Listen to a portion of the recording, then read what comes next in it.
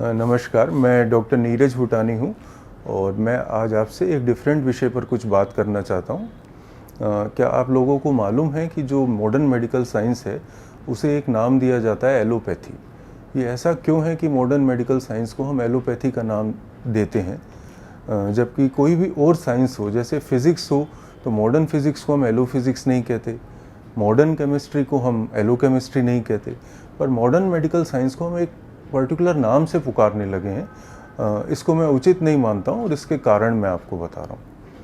अगर आप सर्च करेंगे एलोपैथी के बारे में नेट पर या विकिपीडिया में, तो आपको जो ऑथेंटिक सोर्सेज हैं उनसे पता चलेगा कि एलोपैथी का मतलब है कि साइंस बेस्ड जो मॉडर्न मेडिसिन होती है उसको हम एलोपैथी कहते हैं।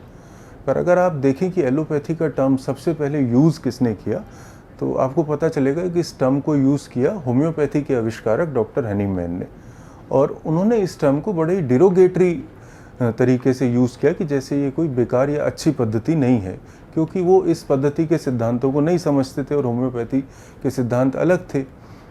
उनको लगता था कि ये ज़्यादा ही हीरोइक बनने की कोशिश करते हैं जो मॉडर्न मेडिकल साइंस के डॉक्टर हैं, और वो शायद उनसे मैच नहीं कर पा रहे थे, तो उन्होंने इसको एलोपैथी नाम दे दिया। वो उनके सिद्धांत वो ये भी नहीं समझते थे कि जैसे अगर किसी को फीवर हुआ है तो हम उसको मॉडर्न मेडिकल साइंस में फीवर कम करने की दवाई देते हैं, साथ में एक एंटीबायोटिक दे देते हैं ताकि इन्फेक्शन कंट्रोल हो जाए।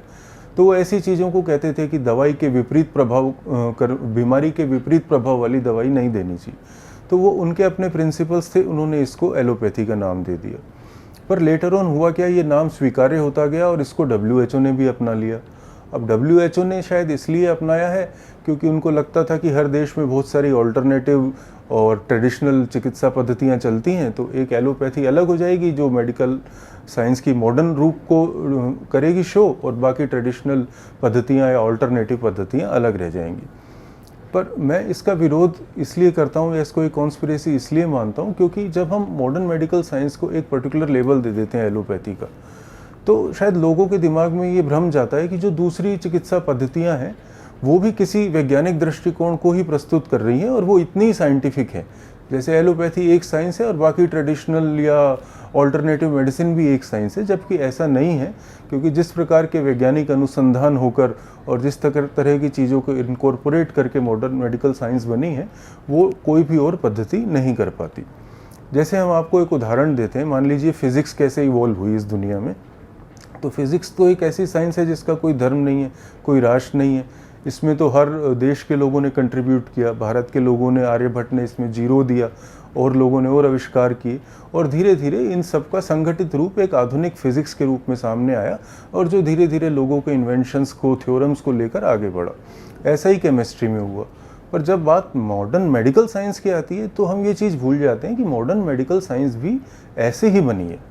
हर देश की जो ट्रेडिशनल चिकित्सा पद्धतियाँ थी, ऑल्टरनेट चिकित्सा पद्धतियाँ थी जो उस समय नोन थी, उनकी अच्छी बातें, उनकी रिलेवेंट बातें, उनकी टाइम टेस्टेड बातों को मेडिकल साइंस ने अपने में इनकॉर्पोरेट किया और धीरे धीरे उसका आधुनिकीकरण हुआ और एक ये मेडिकल साइंस बनी। दूसरा, इस मेडिकल साइंस के आगे बढ़ने में जो दूसरी साइंस से साथ साथ आगे बढ़ती गई, उन्होंने भी योगदान दिया। मान लीजिए हम कहते हैं कि जड़ी बूटी से जो इलाज होता था बड़ा अच्छा होता था। अब जो जड़ी बूटी से इलाज होता था 1,500-2 हज़ार साल पहले, जैसे जैसे साइंस विकसित हुई तो केमिस्ट्री भी विकसित हुई, तो हमें ये पता चलना शुरू हुआ कि इस जड़ी बूटी का एक्टिव इंग्रेडिएंट कौन सा है जो वास्तव में दवाई का काम करता है। तो हम उस एक्टिव इंग्रेडिएंट को अलग कर पाए। उसको अलग करके हमने फैक्ट्रीज और प्रयोगशालाओं में सिंथेसाइज किया, उसके जैसे और मॉलिक्यूल बनाए और इस तरह की दवाइयाँ दी जिनके पोटेंसी तो अच्छी और साइड इफ़ेक्ट कम हो।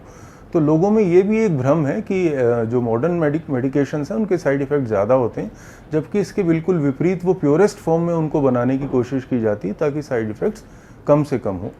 इसी प्रकार से दूसरी साइंस जब फिज़िक्स इवॉल्व हुई तो माइक्रोस्कोप और अल्ट्रा माइक्रोस्कोप्स का आविष्कार हुआ। इसके साथ में थोड़ा मॉलिक्यूलर लेवल पे हमारी नॉलेज बढ़ी। MRI के थ्रू हम जिंदा आदमी के शरीर के अंदर झांक कर बीमारियां पकड़ने लगे। तो मॉडर्न मेडिकल साइंस इन चीज़ों के साथ में इवॉल्व हुई। इसलिए मैं कहता हूं कि मॉडर्न मेडिकल साइंस एक ही है और उसे मॉडर्न मेडिकल साइंस के नाम से ही पुकारा जाना चाहिए और कोई और नाम नहीं दिया जाना चाहिए, क्योंकि इससे लोग भ्रमित होते हैं। अब लोग कुछ ये भी इसके बारे में कहना चाहेंगे विरोध में कि क्या और ट्रेडिशनल या अनकन्वेंशनल या ऑल्टरनेटिव मेडिसिन का क्या कोई योगदान ही नहीं है क्या, या उनकी कोई रिलेवेंस ही नहीं है क्या? तो ऐसा नहीं है कि उनका योगदान नहीं है या रिलेवेंस नहीं है, वो अपना योगदान ऑलरेडी दे चुके और आगे भी दे सकते हैं, क्योंकि कोई भी नई चीज़ अगर कोई बोलता है कि इस हर्ब से साहब डायबिटीज़ कंट्रोल होती है, तो मॉडर्न मेडिकल साइंस जाकर उस हर्ब्स को एनालाइज करती है कि भाई ये क्लेम सही है कि नहीं, और सही है तो इसका एक्टिव इंग्रेडिएंट क्या है। जैसे मैं आपको एक एग्जांपल देकर बताऊं कि एक जो चाइनीज़ हर्ब है जो हज़ारों सालों से यूज़ हो रही थी, पर जब चाइना में मलेरिया का प्रकोप बढ़ा तो जो मॉडर्न मेडिकल की प्रैक्टिस करने वाले लोग थे वो गए, उन्होंने वहाँ उस हर्ब्स को और कई हर्ब्स पे कई एक्सपेरिमेंट किए, उसका एक्टिव इंग्रेडिएंट उसमें से निकाला और उससे एक दवाई बनाई मलेरिया की, जिसको हम आर्टिमीथर के नाम से जानते हैं, और वो सारे देशों में बिकती है और करोड़ों लोगों की जान बची। तो मॉडर्न मेडिकल साइंस जो है उसका एटीट्यूड हमेशा प्रोग्रेसिव रहता है, वो हर तरीके से ऑलरेडी चीज़ें ले चुकी है हर प्रकार की पद्धतियों से और आगे भी लेती रहती है।